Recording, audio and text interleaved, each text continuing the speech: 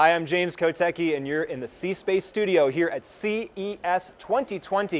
Joining us is the Global CMO of General Motors, Deborah Wahl. Thank you so much. Hi, thanks for having me. Great to have you. So General Motors is a well-known brand, but I always like to ask people, especially CMOs, how do you define your own brand? Yeah, it's such an interesting time right now. That's such a great question for a car company, because we're in a whole new phase of mobility. So we really look at ourselves as classically a tech brand with a purpose of driving more solutions per mile than anyone else. And on top of that, we have a really clear mission that our CEO has established, where our ambition is to create a world of zero crashes, zero emissions, and zero congestion.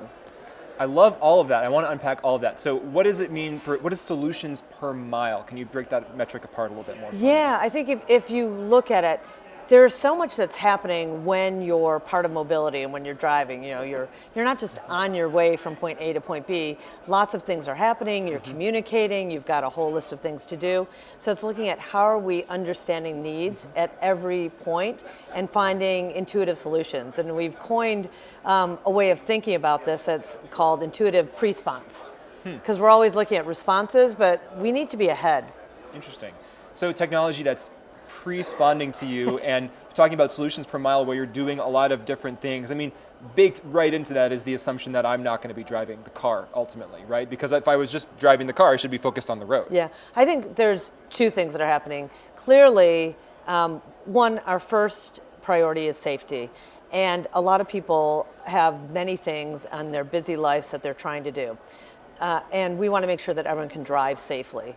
And so if you're helping people have an intuitive, so you get into the car, you set up your podcast or your entertainment, you think about who you're going to call and what calls you need to make, you're thinking about what stops, are you going to Starbucks, you should be doing your pre-order before you go into drive. How do we enable all that? That's one thing for today. And then clearly right on the horizon is that next step. So we have an amazing technology called Super Cruise. I don't know if you've tried it yet. It's in our CT6 and our Cadillacs, and allows you to drive no hands, no feet. And it's sort of the first step on the journey to autonomous. And it's so refreshing and exhilarating when you experience it, even though right now we're at that period, you still watch the road, you still have to be aware. I should not check my email. You can't check your emails on that, although you could use voice and do lots of things that way. But it's amazing how you feel after that, which I think most people don't think about when they're thinking about the journey to autonomous. Talking about all the technology that you're building into cars from an entertainment and engagement and calling people perspective, obviously people have that built into their mobile phones. So how much do you think about we want to build screens and technologies into the car itself? And how much do you think about we want to just be able for people to plug their phone in and people's phones will always be updated maybe faster than you can even update them in your cars? Yeah, it's that certainly here at CES, that's the topic. And I think the biggest issue is building this ecosystem that really works seamlessly for everyone and how to do it. But yet, how do you also make it much more usable in the car? So you're seeing at GM some of the models that we're coming out with. We did some pre-launch for the new Escalade, which is coming out with a screen that's absolutely stunning and beautiful, which changes the perspective a lot different than what you do on your phone, how you interact with things. So I think that's the biggest thing. All of these pieces are going to work together. We've announced significant partnership with Alexa, where you're starting to be able to do a lot of different things with partners in the ecosystem. And I imagine that 5G is another big piece of the puzzle for you. That will really determine the next level of connectivity for everything. How we drive, how we do vehicle-to-vehicle interaction, vehicle-to-infrastructure, but also really just on your daily drive and your daily mobility, what are those simple things that are going to make your life a lot better? How do you deliver them in that intuitive response? So zero crashes, Yeah. zero emissions, and what was the third zero? Zero congestion. Zero congestion. How far are we away from achieving that dream? I think we're on the path for all of them. So significant efforts happening. Zero crashes, if you just look at the level of safety technology today in vehicles and where it is, all of the things that we're also using with autonomous help to get you closer to zero crashes. Sure. And I always tell this story, my 17-year-old, he just started driving, right? I was always warning him, like, oh my God, be careful. your aunt and I, we crashed our cars, their first year driving, it happens. He's in his second year of driving, he's like, see mom, nothing's happened. I was like, yeah, because you have all this amazing safeties that are on the car. So we're seeing quick progression, I think, on all of that. That's going to help. Zero emissions, GM will be announcing 20 electric vehicles by 2023. So that's going to have a huge impact, and we feel that that is really our responsibility. When you look at the unintended consequences of mobility over the last 50 years, I think this decade signifies when we're really going to start solving those and taking it to the next level.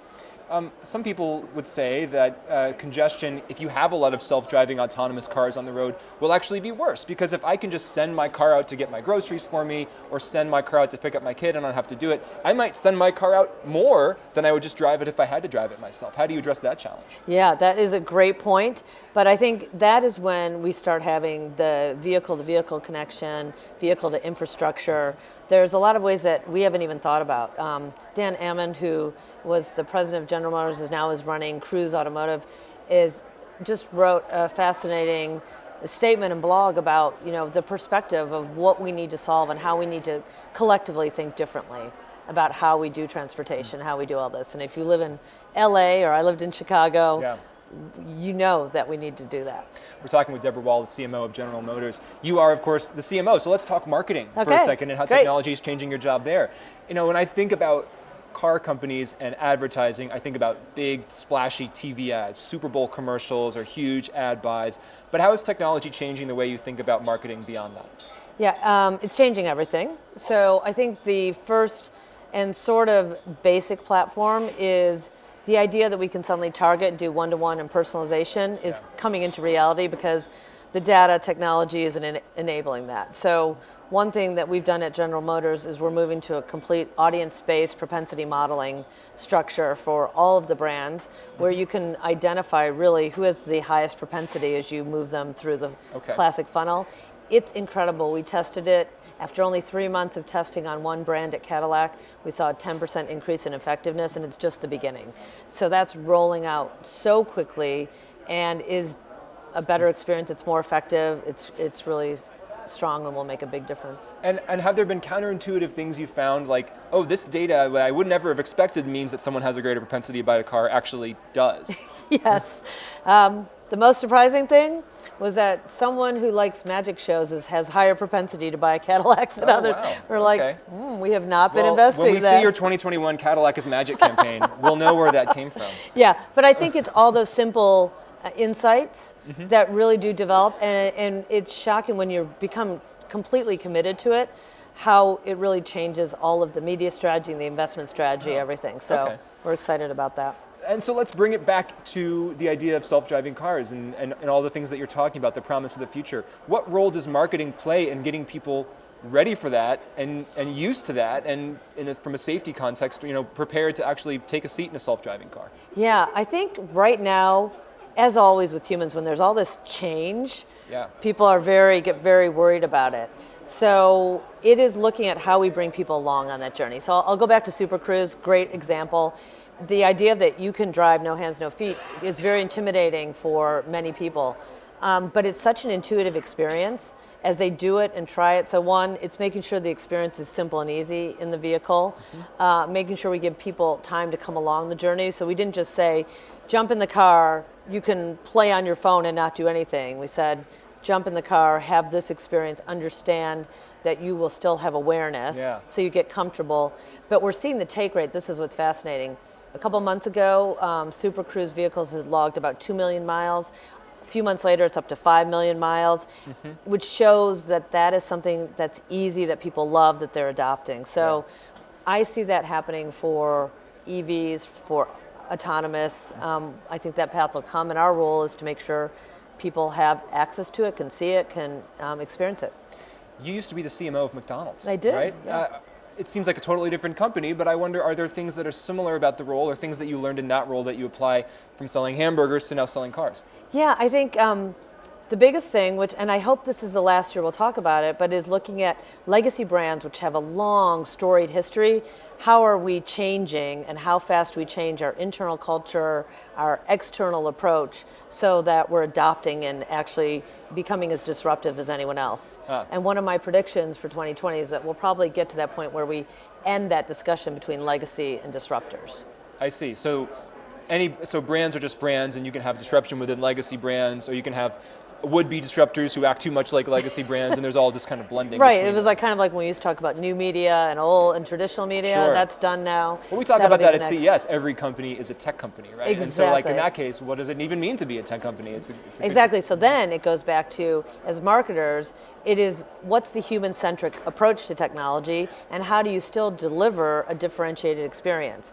Everything should have that lens of what the brand is overall, because people still react to that and they give that value. The human-centered focus is always a big theme for us, and it certainly is here this year. That as technology advances, it all comes down to people at the end of the day. Doesn't it? Yeah. Amazing. It's back to us again. It does. It does. Last question. Do you see the role of CMO changing? Do you think that your successor will have that title? The meaning of CEO, is that going to be different in the future? Yeah, that's always a big debate, and I think the role has certainly changed. It's sort of, the C doesn't mean a whole lot in terms of chief, but it does mean a lot in terms of contributing. So I think our mission is to drive growth. It's to encourage disruption and faster pace and a lot of change. And we've got to create value overall. So I see that role really actually gaining more value, whatever we call it. But it still is that idea that we are advocates for the customer, and that's our role in the company overall. Well, thanks so much for being here and sharing a bit with us. Deborah Thank Wahl, you. Global CMO of General Motors. Thank you so much. Thank you. And thank you so much for watching. I'm James Kotecki, your host here in the C-Space studio at CES 2020. More great conversations are just ahead.